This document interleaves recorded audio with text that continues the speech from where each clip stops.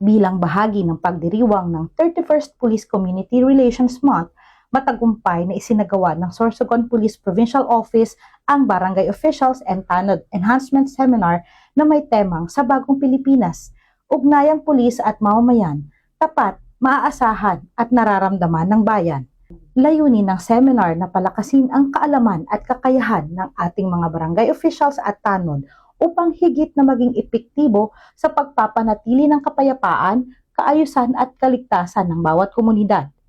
Sa seminar proper, tinalakay ng mga resource speakers ang mahalagang paksa tulad ng legal framework governing children in conflict with the law na ibinahagi ng PNP, proper handling and management of cases involving CICL na ibinahagi ng Social Welfare and Development Office, Safe Spaces Act at anti-bullying na tinalakay ng WCPD-PNCO ng Sorsogon PPO, role of first responders in emergency situations mula naman sa Sorsogon City Police Station bilang paghahanda sa maagap at tamang pagtugon sa mga insidente at basic life support mula sa Spider-Mo kabilang ang aktwal na demonstrasyon ng mga pangunahing kasanayan sa pagsagip ng buhay sa oras ng emergency.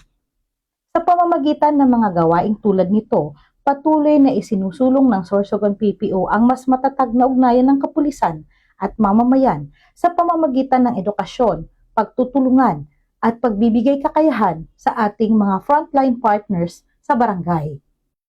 Mula dito sa Sorsogon Police Provincial Office, ako po si Police Staff Sergeant Angeli Bionson para sa Police News Network, Bagong PNP, para sa Bagong Pilipinas, serbisyong mabilis, tapat at nararamdaman.